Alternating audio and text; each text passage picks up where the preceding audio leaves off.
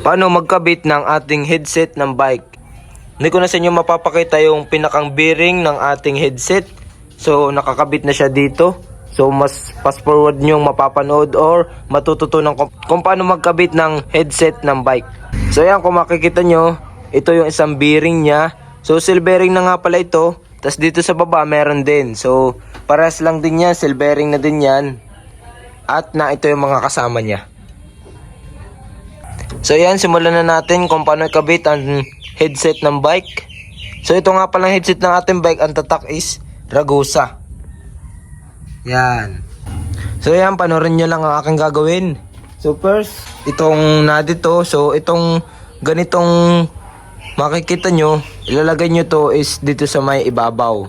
Dito yan guys. Yan. So pero bago natin yan ilagay, hanap muna kayo ng grasa or lagyan nyo muna ng mga grasa. Pati itong loob. Yan.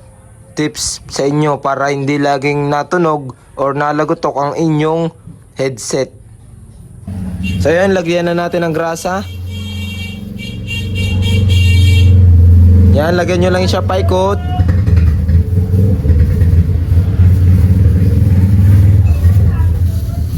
Para hindi lumagotok or tumunog kapag nakabit nyo na yung inyong fork at handlebar. Para iwas sira na din.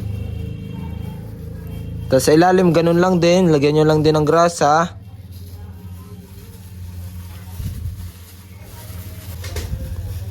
Mas maganda damihan nyo na nga naman ng grasa para hindi na uli kayo magre-repack pa uli or maglalagay ng grasa sa susunod. So para hindi na kayo magkakalas uli nito.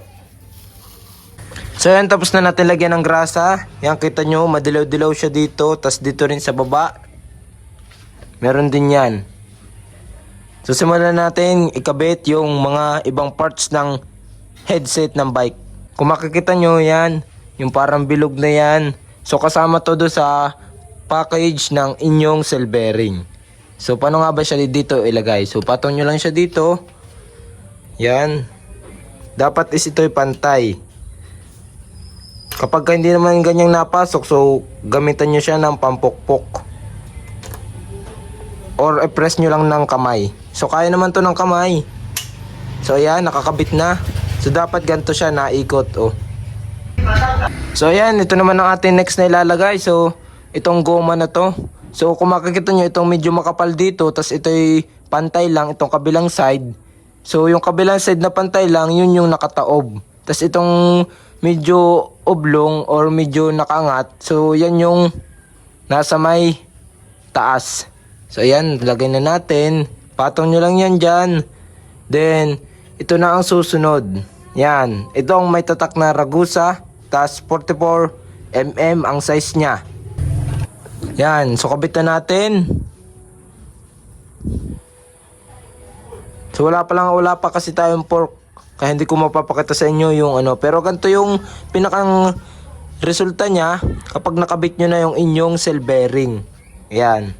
Yan. Ganun lang kadali magkabit ng headset ng bike. So tips and tricks nyo sa inyo, kasi dapat yung iba kasi naglalagay ng ganito is walang grasa. So pagkabili nyo naman ng seal bearing or headset ng bike, meron na yan kasamang grasa sa loob. Pero mas maganda lagyan nyo pa din para mas matibay at mas hindi delikado pag kayo ay nagbabike na.